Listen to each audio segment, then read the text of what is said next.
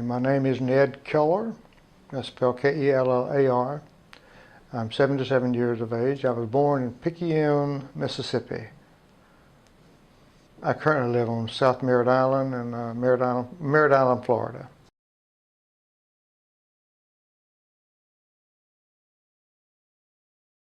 I live south Mississippi, not very far from New Orleans, Louisiana. Okay. And why all of that was pretty much kind of racist community, racist environment. New Orleans was probably less racist than many southern cities, in that neighborhoods would contain both white and black people, and then in between people with black parentage or white parentage, whatever. So you had a more tolerant attitude in that area, and then being about 40 miles away, obviously some of that influence came up to where we lived. It's a weird combination of Roman Catholic religiously speaking, Roman Catholic and Southern Baptist, which is a contrast, to say the least. Southern Baptists were pretty narrow in their thinking, their social theology as well as their biblical theology was very restrictive, pretty much black and white. The Roman Church would be liberal in some sense, in that they consumed alcohol, perfectly all right, partied a lot. The Southern Baptist community, and I use the term Southern Baptist as a collective term, a lot of people who were not necessarily Southern Baptists, but were Baptists or pretty conservative, religiously speaking. Wouldn't dance, wouldn't drink alcohol. Everything was pretty much black and white. You were a good guy or a bad guy. Good guys went to heaven, bad guys went to hell. So that type of community, and that spills over into almost every area of community interaction. Parties on Saturday night, kind of reserved for the Roman Catholic, or those who were not in tune with the real spirit of that time. So it's another way of saying that the influence of the church on the community was pretty dominant. And the Roman Church, Roman Catholic Church, and the Baptist Church hardly even recognized each other. In fact, when the Baptists would have a great revival, they would list all the Roman Catholic as those among the lost, and actually go visit them and see if it could convert them to Christianity, which is absurd, but kind of indicative of the understanding that people had of religion. The churches, both the Roman Catholic and the others, Protestant, literally preached that integration was contrary to the teachings of God, teachings of Christ. Now, what makes that rather strange is that they would often preach sermons on brotherly love. It's just that your brother was white, and the black people were not necessarily your brothers. Or they could be your brothers spiritually speaking, but not live next door. We used to say, you don't want to move next door or marry your sister. So it was a given in my youth that blacks belonged over here and whites belonged over there. It's interesting, as I recall that time in my life, that we had the community, and then you had the quarters. And the quarters were for black people. And now, the interesting thing about that is that you had slave quarters back in times of slavery. So the only thing changed was that you just didn't use the term slave as a preface to quarters. But there was distinct separation. A street, for example, in my hometown, separated the black community from the white community. And you could tell when you crossed the street because of the housing, the streets themselves, many unpaved, an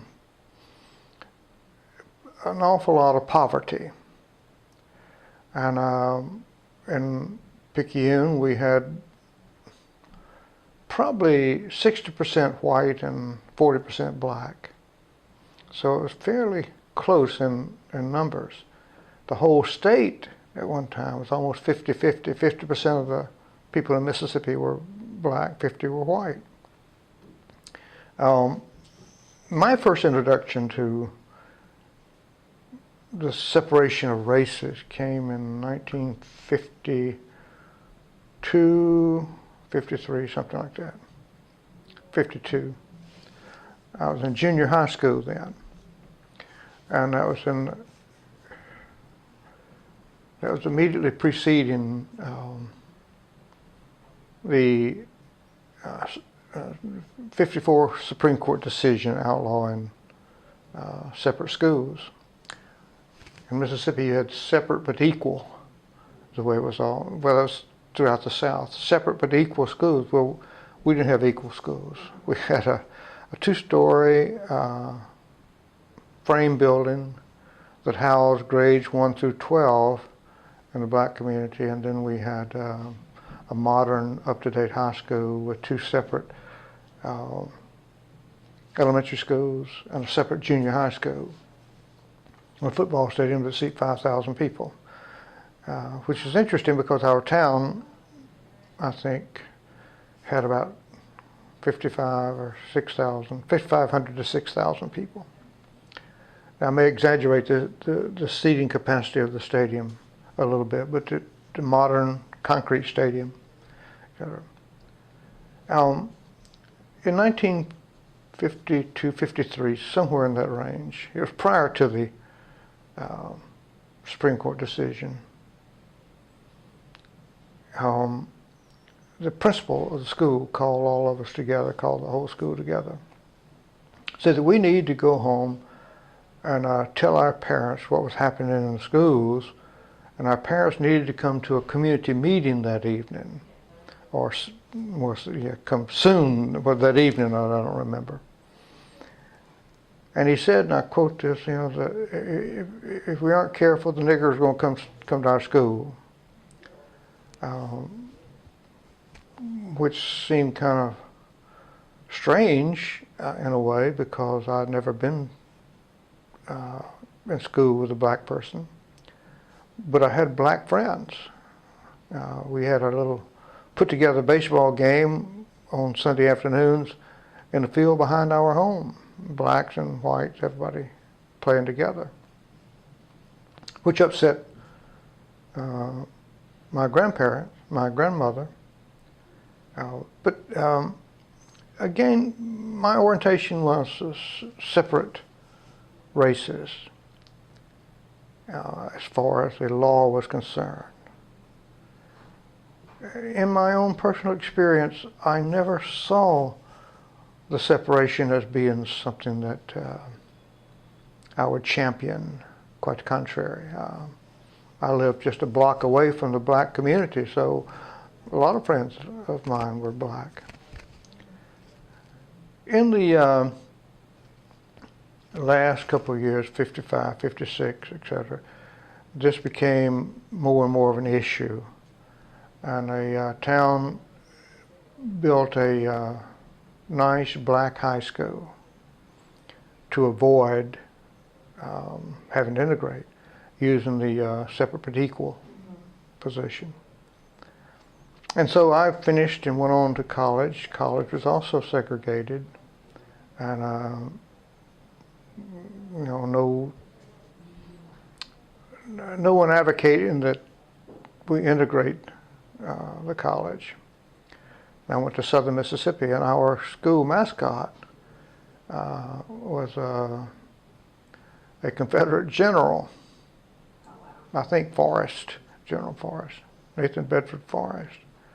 And he'd rush out on the field before the game waving his saber in a Confederate uniform, pep group or something to that effect, called the Dixie Darlings. And then Dixie would be played at every game. Without realizing it, we were being oriented and reoriented. And the separation of the races and kind of throw back to the Confederate armies against the Union armies, Yankees and the rebels. So I mentioned that because it's a subtle way of just kind of reinforcing in someone's thought process that the races are supposed to be separate. And then people started preaching as much that God made the black man to be in the black community and the white man to be in the white community. They didn't preach about white people going to Africa, capturing, enslaving black people, bringing them back, and selling them. That was never mentioned. But what was mentioned was that, well, God made the black man, God made the white man. Birds of a feather flock together, and I've heard that 1,000 times. And that blacks and whites don't belong together. In my experience, none of that ever made sense. I had a hard time understanding why. I couldn't be friends with blacks, or if I was a friend with blacks, I'd be criticized for it. I got in a couple of fights with neighborhood kids, one of my cousin, who was very critical of my playing baseball with black people. So we went to Emory. A group of people from Mississippi attended the same graduate school, same program, ministry, Candler School of Theology. We began to talk with one another about integration because then it was a hot issue. This was in the 1960, and it was really getting to be an issue with the Freedom Riders, etc., traveling throughout the South. And so 4 or 5 of us got together with a professor of missions who had worked in Japan for a long period of time. So we asked him, what do we do to go back and affect change in the racial atmosphere? And he said, and I'll never forget this, he said, well, be kind to your maid. Everyone had a black maid. My family had very little, but I had a maid. And her name was Minnie. And I don't know if you saw the movie, oh gosh, I can't think of the name of it. It's about the racial situation years ago in the Deep South. Anyhow, one of the main characters was Minnie. And his attitude, or his position was, if you want to affect racial change, be kind to your maid. And I thought that to be rather superficial, gee, that's just avoiding the issue. But what he was saying was that, as I reflect on it, was love all people, love your maid too. She may be black, and would have been black, but be kind to her. Treat her as a person. And prior to that, in my thinking, you know, the maid was a lovable character, and I never thought of her as being very different. Excuse me, but my parents did, and my grandparents did. She was a black person, or in that day and time, she was a nigger. And so we went away from a meeting with Dr. Floyd just a little bit disillusioned.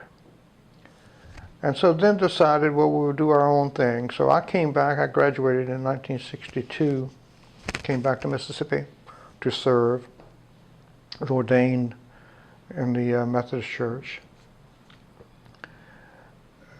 and thought that in 6 or 8 months, I'll affect change. I will change Mississippi. Well, It didn't even come close. In 1962, in the fall of 1962, I was serving a little church in Sandersville, Mississippi. And was when we had the racial riots at Ole Miss.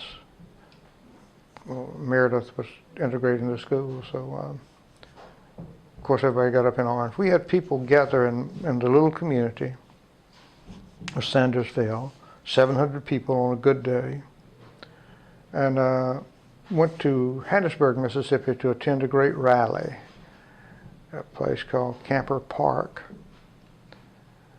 And about 1,500 people. And they were going to load up in their pickup trucks and cars and drive to Ole Miss with their shotguns and defend the South and not let Meredith in. Well, of course, waiting for them in Oxford, Mississippi was the 82nd Airborne Division, so they're going to do war with it. But they decided not to go, which is a wise move. So I was in the ministry then in Sandersville, Mississippi when all that happened. And I remember the stance that the local community took, and that is that we're for segregation. I kind of adopted the Governor Wallace position, segregation now, segregation tomorrow, segregation forever. And I was coming from had 3 churches. I was coming from one church to the main church. Walked up that morning, had very few minutes really to spend between a church 15 miles away and a church I had to preach at that day. I remember this guy said, "Preacher, what do you think about Meredith?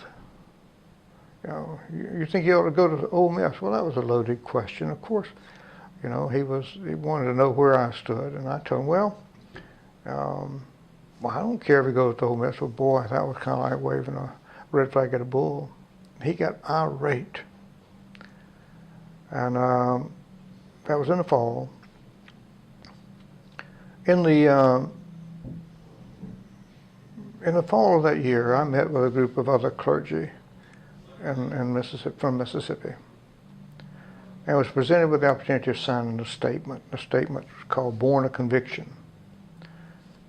And if you read it today, it said we're against communism, we're for open schools, and nothing really revolutionary, except if it dealt with a racial issue and suggested even remotely that we would support the integration of the schools, whatever. Boy, that was revolutionary. So 28 people signed. I think racism still exists. It's just not as blatant as it once was. It's subtle, but it's racism nevertheless. I am special, as are you, as are all people. God made us that way. He made us lovable and loving and worthwhile, special, unique, and that in His eyes we're exactly the same. And I try to live that as much as I can. I never have regretted any position I've taken racially, as far as the racial community is concerned. I regret that I didn't take more positions, more pronounced positions. And I don't know exactly what happened in my youth.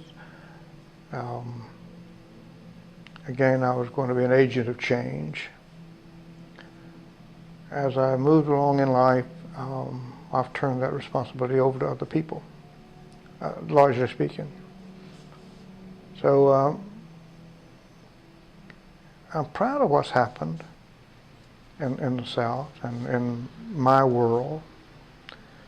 One of my granddaughter's best friends, a black girl. Well, and so they're together all the time. As I look back, that could not have happened in my life.